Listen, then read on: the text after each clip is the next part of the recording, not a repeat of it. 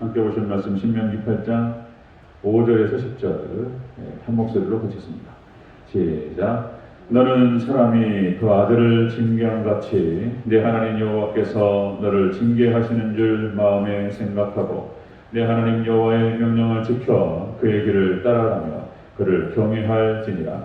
내 하나님 여호와께서 너를 아름다운 땅에 이르게 하시나니 그곳은 골짜기든지 산지든지 시내와 분천과 샘이 흐르고 밀과 보리의 수산지요 포도와 무화과와 석류와 감람나무와 꿀의 수산지라. 내가 먹을 것에 모자람이 없고 내게 아무 부족함이 없는 땅이며 그 땅은 돌은 철이요 산에서는 동을 캘 것이라. 내가 먹어서 배부르고 내 하나님 여호와께서 옥토를 내게 주셨으므로 말미암아 그를 찬송하리라. 아멘. 인사합니다. 우리 예수님, 예수님의 은혜가 평강이 넘치시기를 축원합니다. 아멘.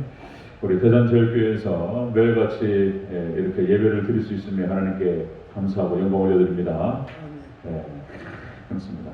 우리 신명기 8장 함께 읽으신 5절부터 10절까지 오늘 본문을 토대로 이스라엘을 향한 하나님의 은혜의 역사라는 제목으로 말씀드렸습니다.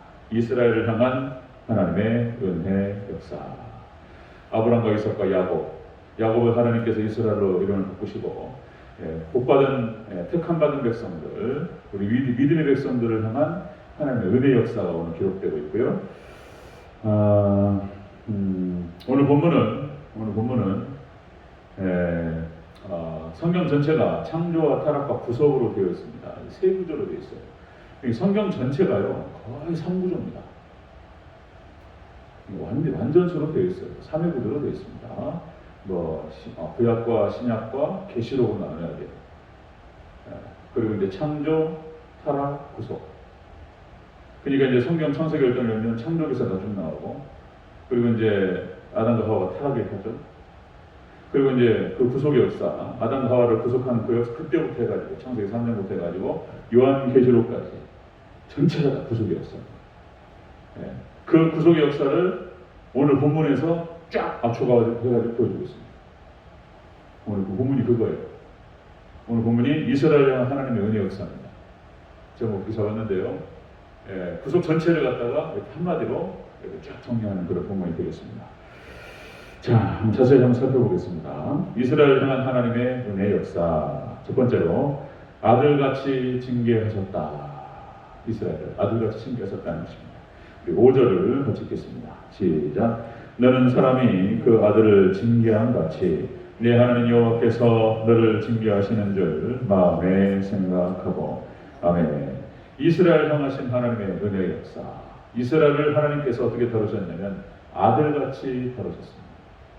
저도 아들만 둘인데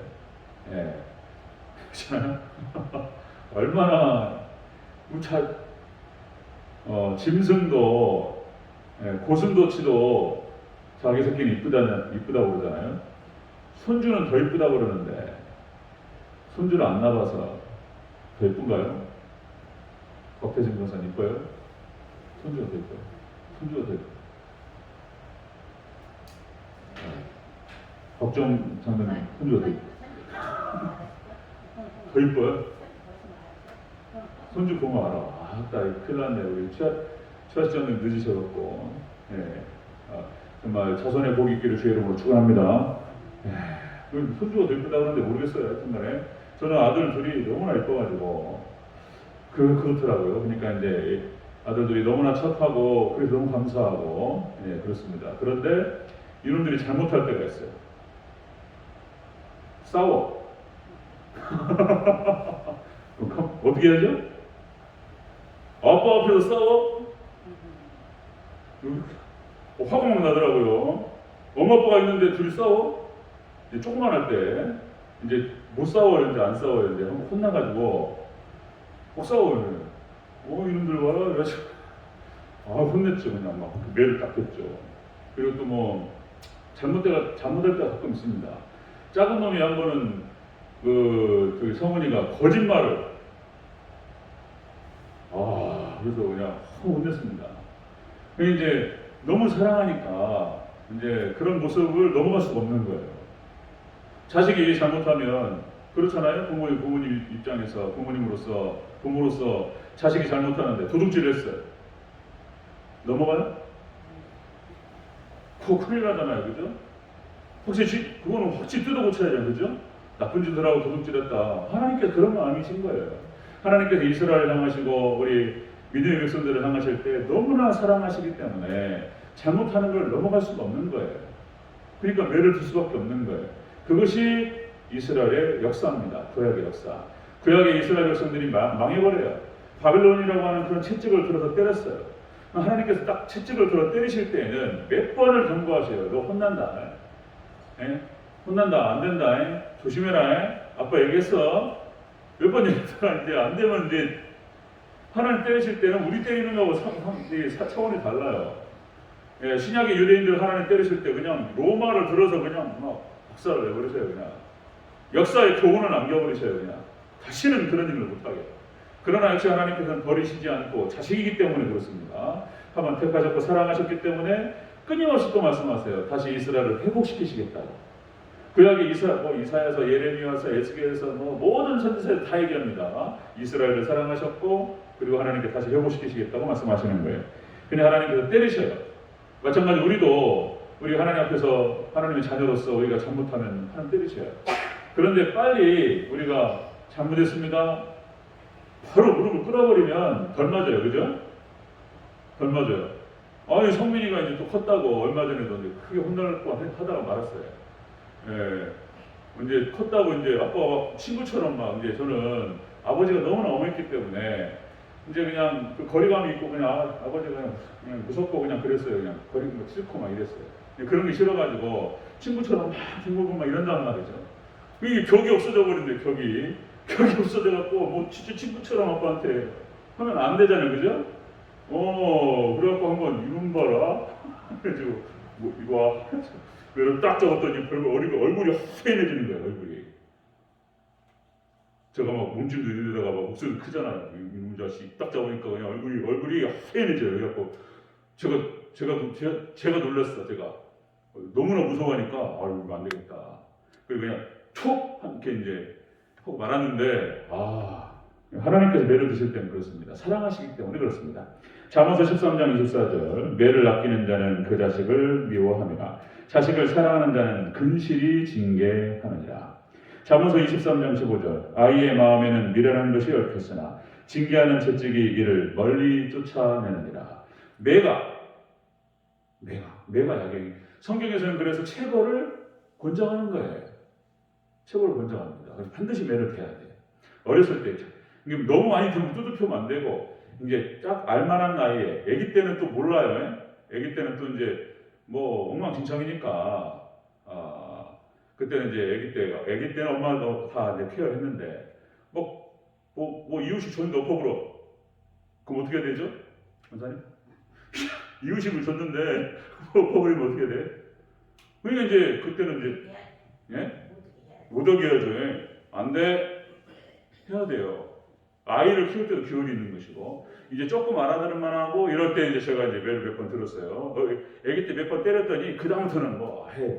아기 때만 딱 잡으면 된다.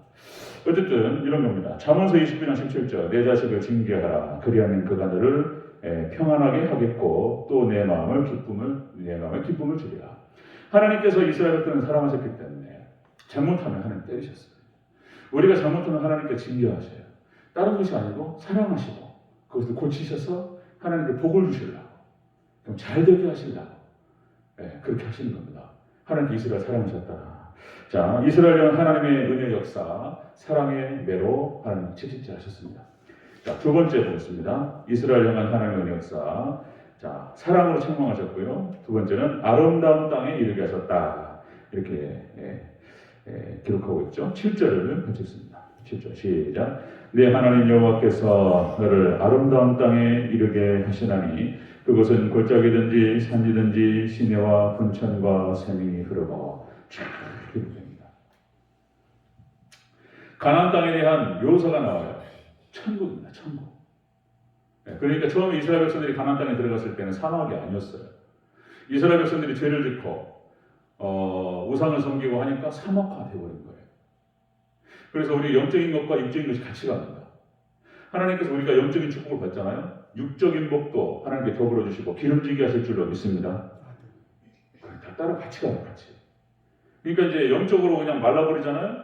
영적으로 말라버리면 육적으로 말라버려요. 딱 그렇게 합니다. 정확하게 그렇게 합니다. 이스라엘 백성들이 이렇게 가나안 땅에 딱 들어갔을 때는요, 젖과 꿀이 흐르는 땅이었습니다. 한 축복이죠. 그런데 우상 섬기고 엉망진창으로 행동하고 뭐 이러니까 죄를 짓고 뭐 이러니까 그냥 사막이 되어버려요. 사막이. 자, 처음에는 그런 땅이었습니다. 아름다운 땅에 이르게 하셨다. 우리 옆에 어떻게 한번 볼까요? 신명기 6장 한번 보겠습니다. 신명기 6장 10절 11절 뒤로 한번 넘기시면 바로 나오죠. 신명기 6장 10절과 11절 같이 한번 읽어보겠습니다. 네.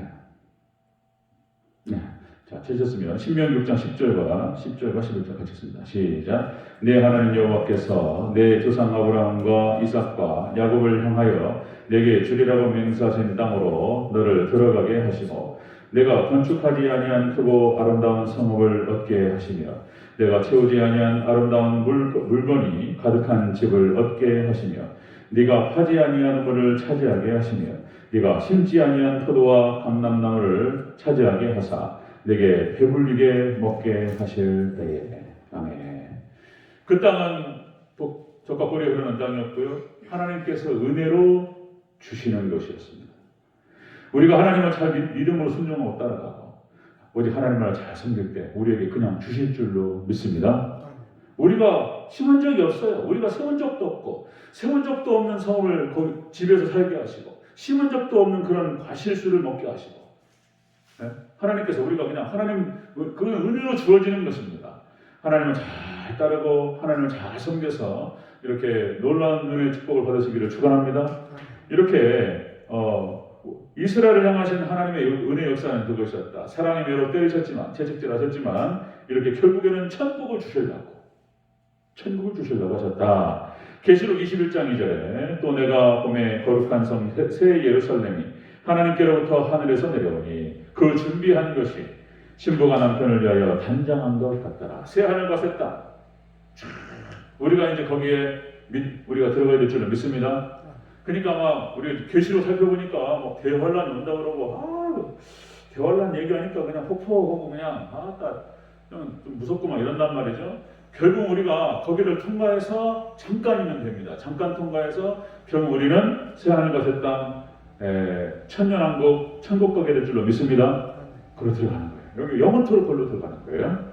자, 이스라엘을 향한 믿음의 백성들을 향한 하나님의 은혜 역사는 그것이었다. 사랑으로 책망하셨어요. 그러나 그렇게 책망하는 과정들을 통해서 결국은 아름다운 땅에 이르게 하시고 천국을 이스라엘에게 주신다는 것입니다. 아멘. 우리에게 주실 줄로 믿습니다. 이게 여기인데. 그 다음에 세 번째입니다. 이스라엘은 하나님의 은혜 역사. 세 번째, 이스라엘로 찬송케 하신다는 거예요. 자, 10절을 같이 읽겠습니다. 시작. 네가 먹어서 배부르고 네 하나님 여호와께서 옥토를 내게 주셨으므로 말미암아 그를 찬송하리라. 아멘. 우리가 천국 갔을 때에 찬송하는 거예요. 영광 올려드리는 것입니다. 그러니까 이제 우리가 지금 요한계시록 살펴보는 거하고 또 맞물려요. 성경 전체는 다 연결되어 있고요. 하나를 얘기하고 있어요. 그러니까 아까 말씀드린 대로 창세기 3장 구속의 역사 3장부터 시작해서 요한계시록까지 전체 역사, 구속의 역사를 지금 오늘 본문에서 딱 압축하고 있습니다. 딱 압축해요.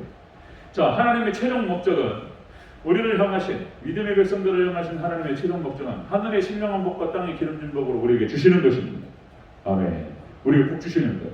그리고 우리의 목적, 우리를 하나님께서 만드신 목적은 그렇게 하나님을 영화롭게 하고 그 하나님을 영원토록 즐거워하는 것이 우리를 지으신 목적인 줄로 믿습니다.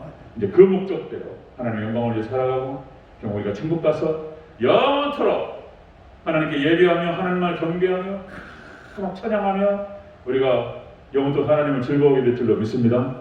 이것이 요한계시록 4장과 5장 말씀이에요.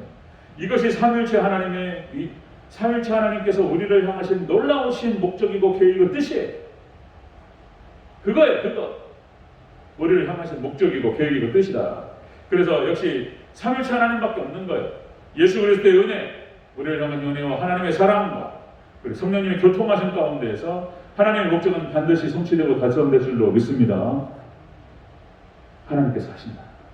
예수님의 은혜와 십자가의 은혜와 하나님의 사랑하심과 성령이 교통하신 가운데에서 이것들이 그대로 진행될 것이고, 그 안에는 여러 가지 복잡하고 뭐 지지고 볶고 40년의 광야 여기서 여러 가지 이야기들이 있고 하지만은 결국에는 걸로 간다는 거예요.